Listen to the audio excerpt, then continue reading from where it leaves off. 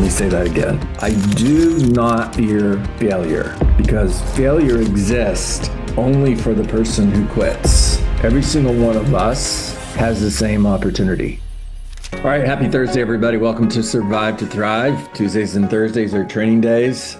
We are going to talk about 7 principles of success. These are 7 principles that will change your life. Now, these are coming from The Traveler's Gift, written by Andy Andrews. If you've never read that book, please write it down and put it on your reading list. If you've been a part of my Survive to Thrive call for the last 2 years, I don't know how you have gone 2 years without reading this book. I mean, how many times have I told you guys in the last 2 years, read The Traveler's Gift by Andy Andrews? I've probably read this book more than 40 times. Right? And you're thinking, seriously, John, 40 times? What didn't you get the first time? Principle number 1, the buck stops here. I will not let history control my destiny. I am responsible for my success. My decisions have always been governed by my thinking. I control my thoughts. I control my emotions. My thoughts will be constructive and never destructive. You know, so many times you'll hear people say things like, it's not my fault. And if it's truly not your fault, I'm going to share with you here for a moment why you want things to be your fault, why you want everything to be your fault. If it's truly not your fault, I mean, if it's the government's fault, if it's the president's fault, it's the next door neighbor's fault, it's the weather's fault. What are you going to do about your next door neighbor? Absolutely nothing. But if you can look in the mirror and you're the reason for the lack of success that you've had in the past, well, you can fix that. When you accept responsibility for who you are and where you are, and you stop blaming other people, stop being a victim, everything will change. The buck stops here. I am responsible for where I am and who I am. I will no longer blame other people. All right, principle number 2, I will seek wisdom. I will train my eyes and ears to read and listen to books and recordings that bring about positive changes. I will read and listen only to what increases my belief in myself and my future. You know, a year from now, you're going to be the same person you are today, other than the books you read and the people you associate with. If wisdom is something that is important to you, the best way to gain wisdom is read books. And I'm not talking about stories or fictional books, even though that's fine. I'm talking about books that feed your mind, feed your soul. And I want you to have a book in your hand. Okay. So I'm all into audiobooks and I'm all into listening to books when you're in your car and so on. I get it. It's not a bad idea, but I want you to find time every single day. Actually, I want it to live on your calendar. Okay. The best way you could do this is make it part of your morning routine and block at least a half hour every day with a book in your hand and a highlighter in the other hand. And you are on a search for knowledge. Read books in order to gain knowledge and read them again and read them again and read them again. Now let's talk about the people you're associating with. If you hang out with turkeys, you're going to learn to peck at the ground. If you hang out with eagles, you're going to learn to soar. Now, let's talk ducks and eagles. Ducks hang out at the ground, quack. The real estate market sucks. Quack. Interest rates are too high. Quack. There's too many real estate agents. Quack. Buyers are liars. Quack. Sellers are yellers. Eagles are flying so high, they can't hear the noise. All they can see is their target. Joe, all they can see is, this is where I'm going. I know where I'm going, and I'm going to get there. If you are with me, awesome, let's go. If you are not with me, I do not care what you think or say. Hang out with eagles. Some of you need to find a better tribe. Now, I know that's kind of hard to hear because some of the people that you're hanging on to or hanging out with that are dragging you down are family members. What do you do about that? If you looked at the 5 people that you spend the most amount of time with, you are the average of those 5 people. Just write down, and it's not about money. This is just one example, but write down how much money each one of those people make. Take the total, divide it by 5. I bet you that average is pretty close to what you're earning. You want to make more money? Hang out with people that are making more money. Principle number 3 or 2. Yeah. Three. Principle number three is I am a person of action. I will create a new future by creating a new me. I inspire others with my activity. I am a leader. Knowing that laziness is a sin, I will create a habit of lively behavior. I will walk with a spring in my step and a smile on my face. My activity will create a wave of success for the people who follow me. As a leader, I have the ability to encourage and inspire others to greatness. I do not fear failure. All right, hold on a second. Let me say that again. I do not fear failure because failure exists only for the person who quits. Did you guys hear that? Failure to me is a myth. How many times have you heard me say, reject rejection? No simply means not yet. No is not a word that lives in my vocabulary. People will never change their mind, but they will make a new decision based on new information. The only thing you need in order to get from where you are to where you want to be is ask better questions. If I have a 10% conversion ratio on expired listings, for example, 10% of the appointments that I go on with people who have a property that expired, if 10% hire me, that means I failed 90% of the time. Now think about the framing conversation we had just a couple days ago. If you call expired listings and you go on appointments with homeowners who have a listing that came off the market, you're going to fail 90% of the time. Or 10% of the people you meet with will hire you. Are you a failure if you failed 90% of the time? Well, if you're focusing on failure, then absolutely 100% you are. But what if you went on one appointment every day? Yeah, it's possible. I went on two. It was a standard, 2 a day, 10 a week, 40 a month, 480 a year. What if you went on one appointment every single day, 250 appointments a year, and 10% listed their property with you? That's 25 seller listings. Raise your hand if you would take 25 seller listings right now. Raise your hand. 100%. Every single one of you would. But so many of you are looking at this and saying, John, I did what you said. I said what you told me to say. I got the appointment. I went on the appointment, but, and as soon as I hear but, I know I'm going to start hearing all the reasons why it wasn't a good appointment, all the reasons why it isn't going to work. You're focused on the wrong thing. What should you be focused on? The next appointment, and then the next appointment. And then every single one of those goes into your pipeline and you follow up until they sell their home or hire you. That's it, because you're going to persist without exception, which we're going to get to in just a moment. All right, number 4, I have a decided heart. I am passionate about my vision for the future. The power to control my direction belongs to me. To who? To me. Does it belong to your next door neighbor? No. Does it belong to the government? No. Does it belong to your spouse? No. It belongs to you. I am passionate about my vision for the future.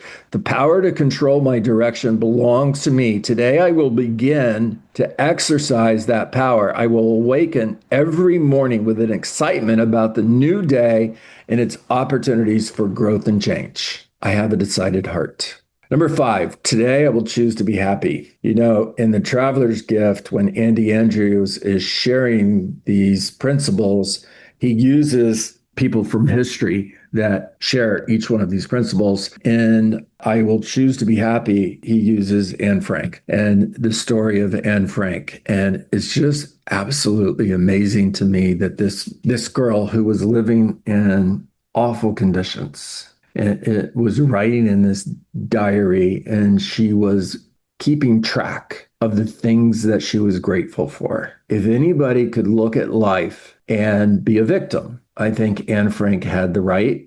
She gets a pass, but she chose to be happy. Every single one of us has the same opportunity. You know, when I was in college, and I've told you guys this story, so you know it, but just super quick, life in my early years was not good. I was really unhappy to the point where I figured life is a lottery ticket. I got a bad lottery ticket. I should probably just check out. And I read a book with a simple title that happiness is a choice. I mean, what a crazy idea. Happiness is a choice. And Matthew, I swear, if it was the first time in my life at that point where I had read something where anybody had spoken to me with the idea that happiness could be a choice. And now I look back at that and I think, That's kind of crazy that at some point in my life, I didn't think I had a choice. It's just that simple. Happiness is a choice. What do most people say when you ask them, how's your day? What do you hear most of the time?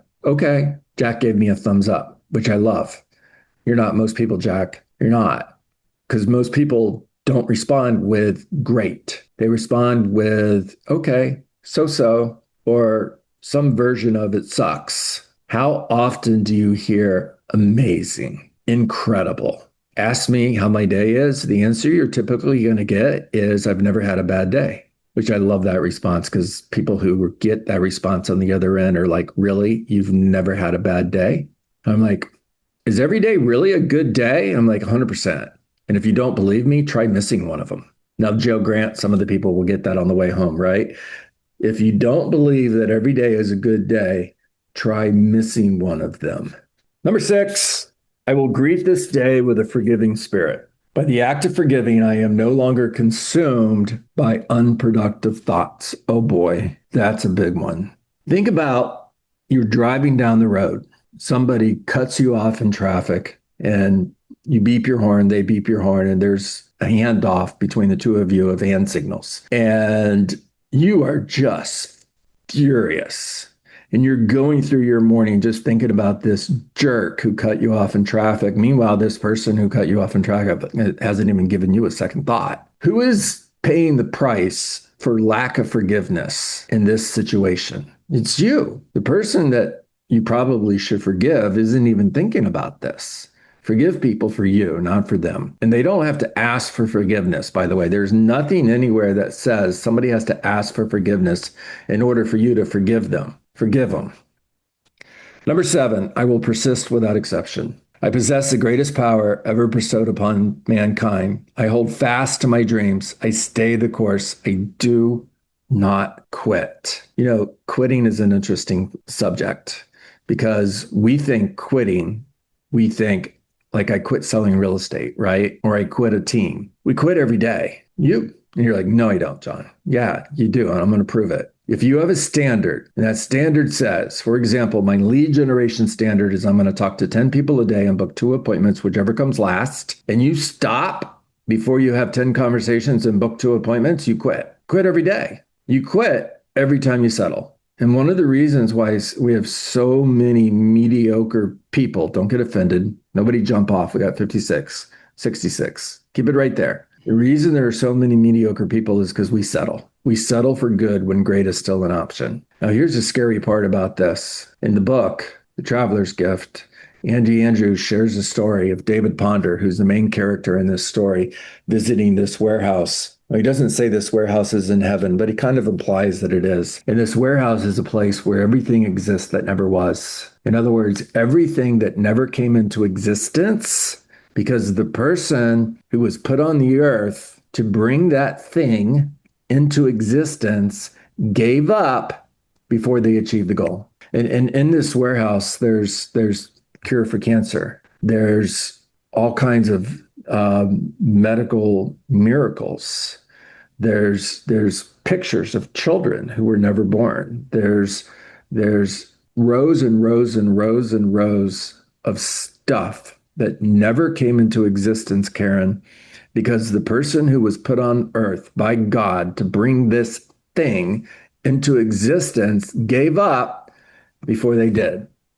I will persist without exception. Now, everybody says, Joe, well, John, I persist. I'm persistent. And my question is, are you really? Are you sure? Because everybody persists until they don't. Being persistent without exception means if I am following up with you, you are in my pipeline.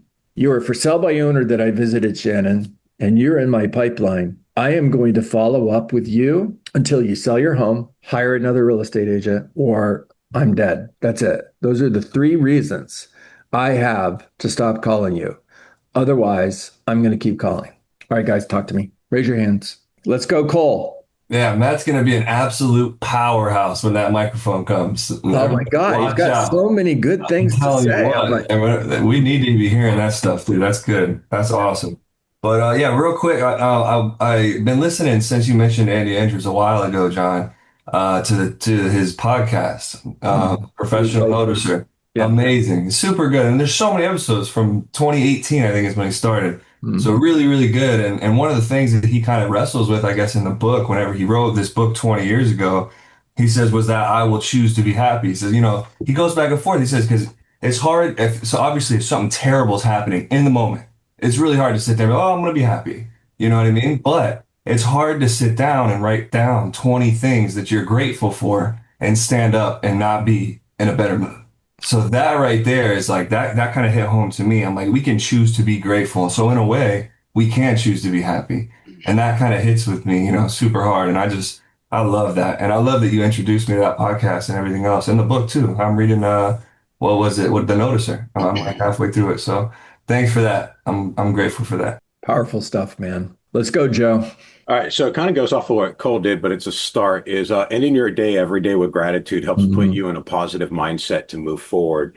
And for anybody who doesn't understand what John means about every day is a great day, every day is a great day because we woke up today. That's right. And if you want to put it in a real good context, there's a book out there called Man's Search for Meaning by Viktor Frankl. It's great. And if you don't want to read the Diaries of Anne, then that one right there will definitely put life in perspective to where you will wake up every day and say thank you for another day alive. That's right. Every day will be a fabulous day. That's right. Joe, I'm so grateful for you, buddy.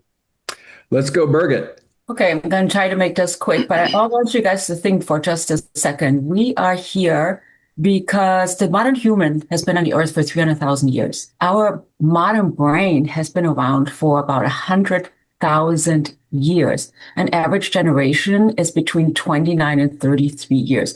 You are here. You have this opportunity to create legacy for your family because your ancestors have fought tooth and nail to be here, outsmarted poisons, fought saber-toothed tiger, did whatever they had to do in order for you to sit here today in 2025 and call somebody and ask them to have a deal with you.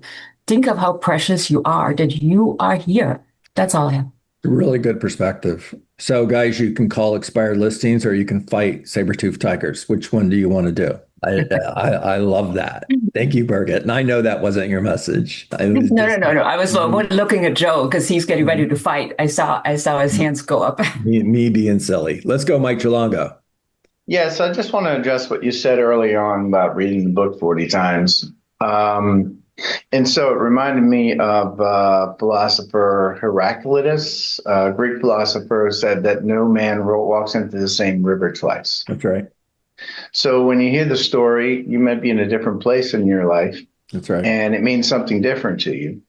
And it just, I told the story on Thanksgiving to the group that was with me, the two wolves that you told to me probably 8 years ago.